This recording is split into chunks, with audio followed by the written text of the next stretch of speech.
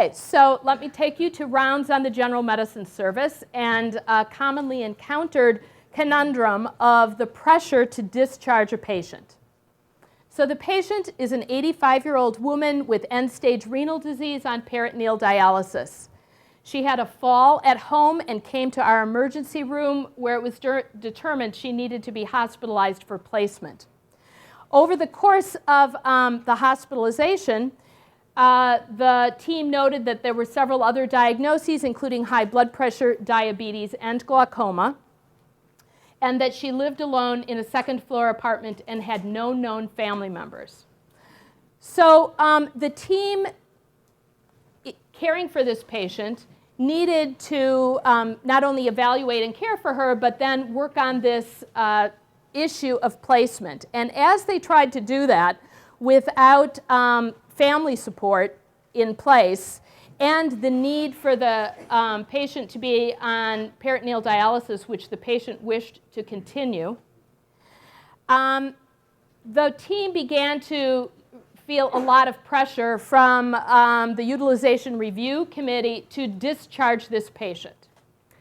I'm sure that some of you in the room have found yourself in this situation, and I'd be interested to know if you have found yourself in this situation, how you have handled that.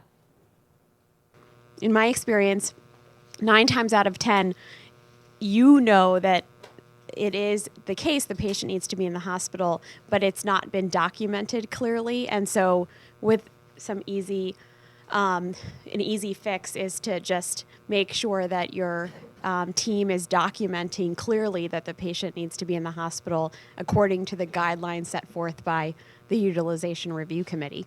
I just think that it highlights that actually being able to advocate for your patient is such a key part of professionalism in the sense of knowing the ropes, and unfortunately that does mean knowing a lot about coding these days and the different sort of requirements of managed care that I think maybe none of us like, but is a real reality. And okay, excellent point. From the other side, on utilization review, they also have a sort of an obligation societally and to the institution as a whole, as well as sort of to all the patients. And I believe a lot of them, as Vinny said, are very amenable to negotiations and understanding sort of how to do things. So. Okay, great. My first question is, have we discussed with the 85-year-old that we're talking placement, and are we removing her from her home, and does she know this, and is she consenting to this, and to how much does she have a say in everything that's going on? I understand why it's hard for her to live on a second-floor apartment, but she's been doing it for weeks and months and years with all of these other comorbidities, and what's pushing us, and does she really agree to it? Yeah, that's an excellent point, and I know that the team was actively engaged with this patient, and the patient actually did wish to return home with some extra supports in place if that could be arranged. However, 48 hours was not enough time to get all that in place. Okay, well, what ended up happening is utilization review was literally placing a lot of pressure on this team, in fact, involving the department chair to move the patient out of the hospital. We talked about how the attending physician might manage the patient. We didn't necessarily think about the role modeling aspect for residents and students about the highest standard of care. However, I think the comments that you shared were very much applicable as positive role modeling experiences. What happened in this particular patient is that the patient was worked up for a pulmonary embolism.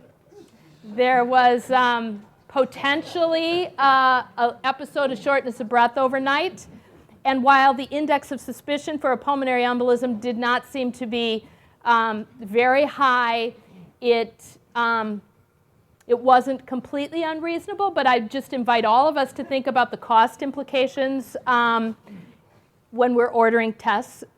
So the patient got 1 extra day for being worked up for a pulmonary embolism. And then the second thing that happened is after the pulmonary embolism was ruled out, once again, utilization review had made arrangements for the patient to go home. However, in the evaluation of the patient, the team discovered that the patient was actually severely malnourished and The team was also working this patient up for whether or not there was a swallowing disorder, whether or not there were other issues in terms of caloric intake, et cetera. And in the end, the patient actually had a feeding tube placed, which got the patient another additional day in the hospital. So